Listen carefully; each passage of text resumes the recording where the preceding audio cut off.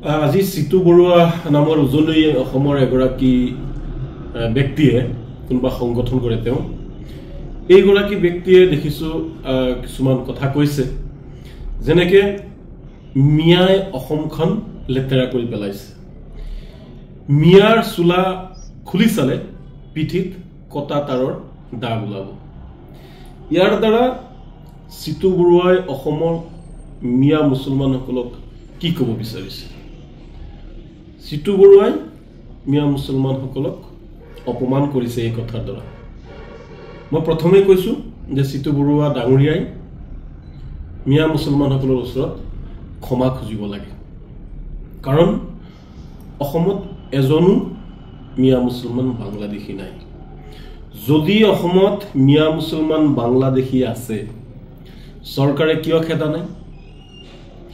অসমত বিজেপি চৰকাৰ কেন্দ্ৰত বিজেপি চৰকাৰ কিয় খেদা নাই যদি বিদেশী অসমত আছে মই ধৰি লৈছো বেলেগ কোনো জাতিৰ বিদেশী অসমত নাই অকল মিয়াই আছে আমি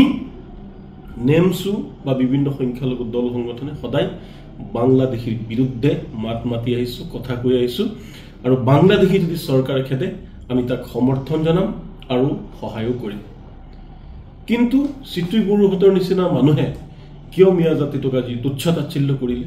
কিয় অপমান কৰিলে কোনে অধিকাৰ দিলে সিতু বৰুৱাক মিয়া জাতিটোক এনেকুৱা ধৰণৰ কথা ক'বলৈ এবোৰ বহুত সৰু কথা নহয় ইয়া ডাঙৰ কথা কৈছে কাৰণ কটা তাৰৰ দাগ মানে কি অৰ্থাৎ বৰ্ডাৰ পাৰ হৈ আহিছে কোনবা এটা বৰ্ডাৰ পাৰ হৈ আহিছে চুৰ কৰি আহিছে লুকাই আহিছে পিঠিত মানে তাৰৰ দাগ আছে তো আৰু অসমখন লেতেৰা কৰি পেলাইছে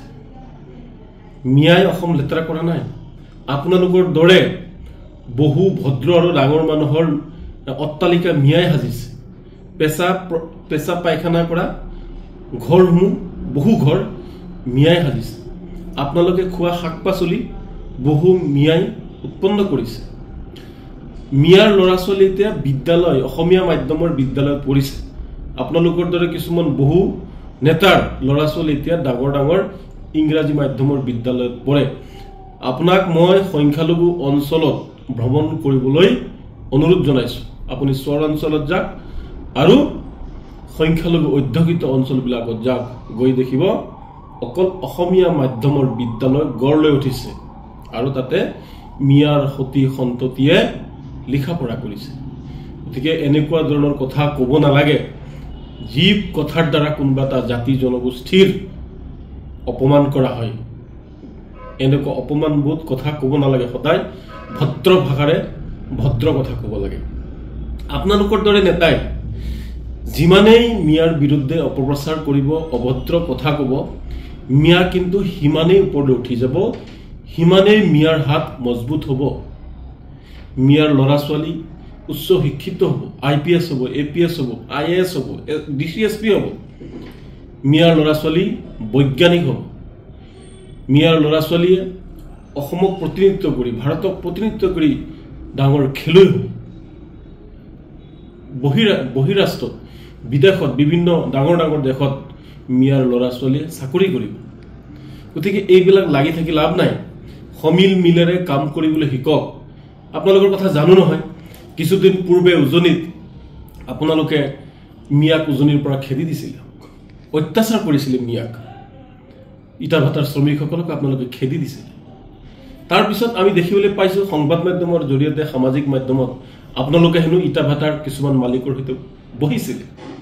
বহাৰ পাছত আপোনালোকৰ কি মিলামিলি হৈ গ'ল সেই সন্দেহযুক্ত মিয়া শ্ৰমিকসকল অৱশেষত কি ওলাল স্বদেশী হাজাৰ হাজাৰ শ্ৰমিক এতিয়া তাতে কাম কৰি আছে ভাল কৰিছে আপোনালোকে কাম কৰিব দিছে কিন্তু এনেকুৱা কাম কৰিব নালাগে কথা ক'ব নালাগে যিয়ে মানুহক আঘাত হানে যিয়ে অসমৰ অৰ্থনৈতিক অৱস্থাত প্ৰভাৱ পেলায় কাৰণ মিয়া শ্ৰমিক যদি উজনিত নাযায় শ্ৰমিকবোৰ বন্ধ হৈ গ'লে এই আপোনাৰ উদ্যোগবোৰ বন্ধ হৈ গ'লে হয় উদ্যোগ বন্ধ হোৱাৰ লগে লগে